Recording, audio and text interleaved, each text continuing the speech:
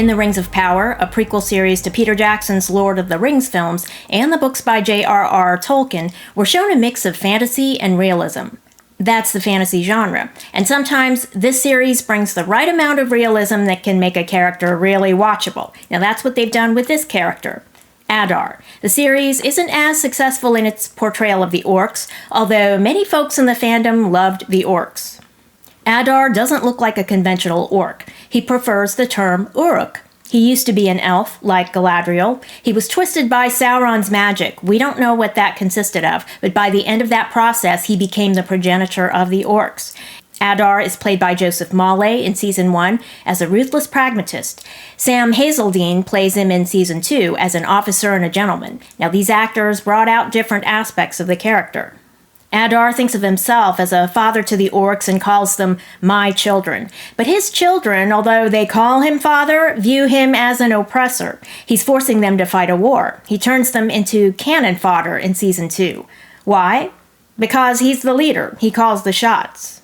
History focuses on leaders. Same with the dramatic arts. Shakespeare wrote about kings, often giving short shrift to the common people, the foot soldiers, the laborers. So it's not surprising that Adar is the focus of the camera in Rings of Power. We see the Orcs as well, yes. Their mistrust of Adar is dramatized. They talk of desertion. And this Orc subplot could be viewed as a weighty theme in Rings of Power. The Orcs here are three-dimensional in their motivations. They have families, they just want a home of their own, 40 acres and a mule, etc., which is quite different from how they're portrayed in the Peter Jackson films. However, if the intent in The Rings of Power was to try to make the Orcs seem cool, they didn't pull it off. Peter Jackson did that. In The Two Towers, he had the big brawny orc racing toward Helm's Deep with a torch, like the Olympic torchbearer. Now that was a cool image. It's not character development, but it emphasized in a good way what the Orcs are in the Peter Jackson films.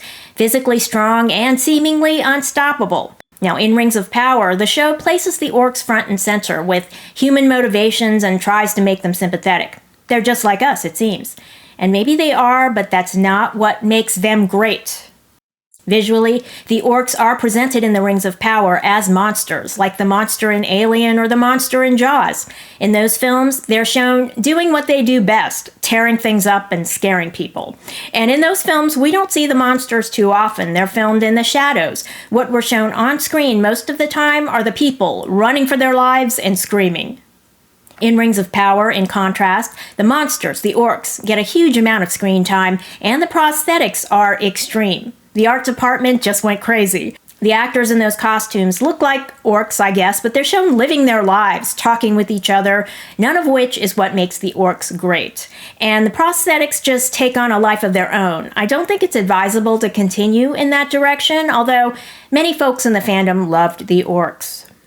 Back to Adar. Galadriel had positive interactions with Adar both seasons. She's a lead character. In Season 1, Adar was her captive. She talked down to him. He had to talk up to her, explaining that the Orcs were oppressed people, just like the elves in some parts of Middle-earth. And in Season 2, she was Adar's hostage, his captive, but he didn't lay a hand on her. Quite a contrast to Sauron.